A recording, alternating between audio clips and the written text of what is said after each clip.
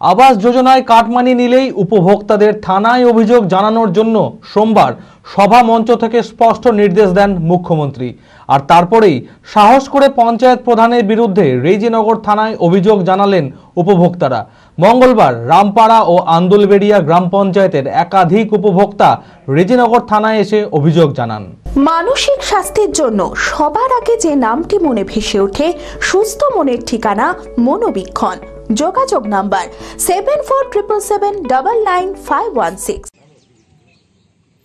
আবাস যোজনায় কাটমানি নেওয়ার ভুরি ভুরি অভিযোগ উঠে এসেছে মুর্শিদাবাদ জেলায়। পঞ্চায়েত প্রধান ও সদস্যদের বিরুদ্ধে 10 থেকে 15,000 টাকা করে কাটমানি নেওয়ার অভিযোগ তুলেছে উপভোক্তারা।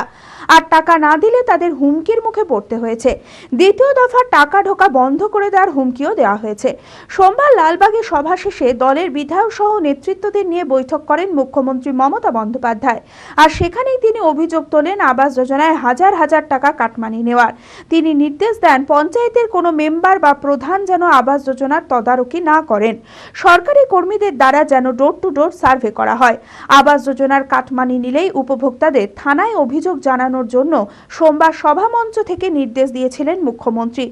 আর সরকারি যে প্রকল্পগুলো হচ্ছে, কেউ যদি আপনাদের কাছে 1 টাকাও চায়, 1 টাকাও কাউকে দেবেন না। তার কারণ হচ্ছে এটা সরকারের টাকা, অন্য কারো টাকা নয়। সুতরাং এই টাকা নেওয়ার অধিকার গ্রাম সভারও নেই, পঞ্চায়েতেরও নেই, পঞ্চায়েত সমিতিরও নেই, জেলা পরিষদেরও নেই, কারো নেই। যদি কেউ টাকা চায় পুলিশ থানায় গিয়ে ডায়েরি করবেন। আর যদি পুলিশ ডায়েরি না নেয় আমার মুখ্যমন্ত্রী সরাসরিতে জানাবেন। আর মুখ্যমন্ত্রীর নির্দেশের পরেই মঙ্গলবার রেজিনগরের রামপাড়া ও আন্দুলবেড়িয়া গ্রাম পঞ্চায়েতের একাধিক উপভোক্তারা রেজিনগর থানায় এসে অভিযোগ জানান। আবাসের ঘরের জন্য রামপাড়া গ্রাম পঞ্চায়েতের প্রধান সত্যনারায়ণ ঘোষের বিরুদ্ধে অভিযোগ জানিয়েছেন প্রতিমা দাস। মেম্বাররা বলছে টাকা নেবো, আমরা আমাদের গরিব মানুষ এই টাকাটা দিলে আমরা করবো কি করে? ঘরটা ওই না আসবে, আমাদের খরচা হয়েছে। কিসের খরচ? কিসের খরচ সেটা আমাদের বলে নেব। হ্যাঁ, 5,000 টাকা দিয়েছে, ওই আবার টাকা ঢুকলে আবার নেবো, আমরা 10,000 টাকা নেবো। আবার মেম্বারের নাম সত্যনারায়ণ ঘোষ। অন্যদিকে আন্দুলবেড়িয়া 1 নম্বর গ্রাম পঞ্চায়েতের প্রধান রবীন ঘোষের বিরুদ্ধেও আবাসের ঘরের জন্য 15,000 টাকা করে কাটমানি নেওয়ার অভিযোগ জানান অমিয় সরকার ও মহাদেব দেব। যে ঘরের টাকা ঢুকেছে সেই টাকা তুলতে গিয়ে মানে অঞ্চল থেকে অঞ্চলের ক্যাডাররা বলছে যে টাকা দিতে হবে, 10,000 করে 15,000 করে টাকা দিতে হবে। গিয়ে আমি দেইনি, আমাকে হুমকি দিচ্ছিল, যে বলছে যে আজকে টাকা দিতেই হবে তোর, ওই জন্য থানায় এসেছি।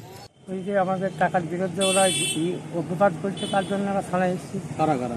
ওই তৃণমূল পার্টি, ওই যে আপনার রবীন ঘোষ, আর ওই প্রথম আমি 60,000 টাকা পাইছিলাম, তো ওই টাকার দরুন আমাকে বললো 5,000 টাকা দিতে হবে।